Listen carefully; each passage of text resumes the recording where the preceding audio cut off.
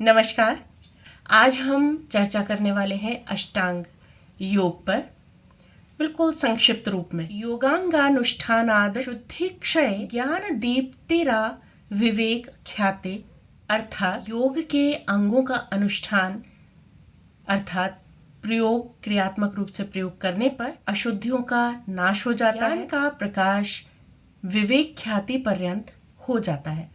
अर्थात योग के 8 अंगों का क्रियात्मक प्रयोग करने से, उनको आचरण में लाने से चित्त निर्मल बनता है, शुद्ध बनता है, विकार दूर हो जाते हैं। उस समय योगी के ज्ञान का प्रकाश उच्च अवस्था वाली प्रज्ञा बुद्धि तक हो जाता है। योग के 8 अंग साधारण कार्य नहीं करते, तो ऋषि मुनियों की बहुत बड़ी सोच है, उनकी बड़ी अनुकंपा है, जो उन्होंने इसको अलग अलग बांट कर फिर एक माला में पिरो दिया। वो अलग अलग बांट कर फिर एक माला के रूप में पिरोकर हमें इससे अवगत कराया, क्योंकि सभी 8 अंगों के अलग अलग कार्य हैं, जो कि हमारे हाथों पैरों के नाखूनों से लेकर हमें मोक्ष तक का रास्ता बताते हैं। हमारे और संपूर्ण विश्व के लिए बहुत बड़ी उपलब्धि है। महान आत्माओं द्वारा, ऋषि मुनियों द्वारा दिया गया हमारे लिए बहुत बड़ा उपहार है। इसे आत्मसात करके उनके प्रति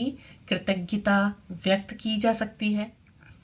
अष्टांग योग के 8 अंग इस प्रकार हैं: यम, नियम, आसन, प्राणायाम, प्रत्याहार, धारणा, ध्यान और समाधि। पहला यम, जो कि क्रमशः सामाजिक एवं धार्मिक रूप से जीना सिखाता है, जिस कारण हमारी सामाजिक नैतिक मूल्य की वृद्धि होती है। दूसरा है नियम। नियम हमारे पूरे जीवन की कार्य पद्धति को बदल देता है, हमारे चरित्र को उज्जवल करता है और हमें अनुशासन में रहना सिखाता है। तीसरा है आसन। आसन हमें जीवन के अंतिम क्षणों तक निरोगी रखते हैं, हमारे शरीर का उत्तरोत्तर विकास करते हैं।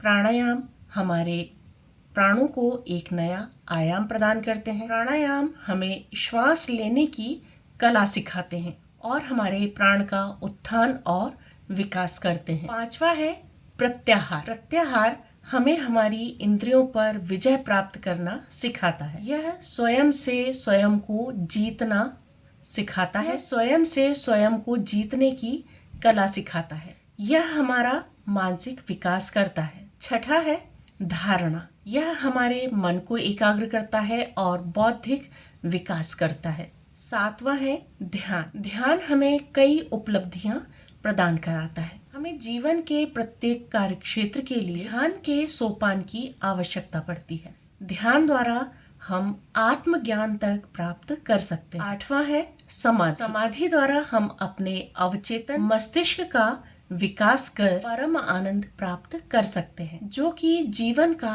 अंतिम लक्ष्य होता है। इस प्रकार हम अष्टांग योग द्वारा अपने जीवन के समस्त क्षेत्रों का विकास करके पूरे जीवन को क्रमबद्ध से जीवन जीने की कला सीख सकते हैं। आज हमने अष्टांग योग का संक्षिप्त विवेचन देखा। अष्टांग योग के प्रत्येक अंगों का एक एक अंग का विवेचन हम करते जाएंगे, उसके बारे में जानेंगे।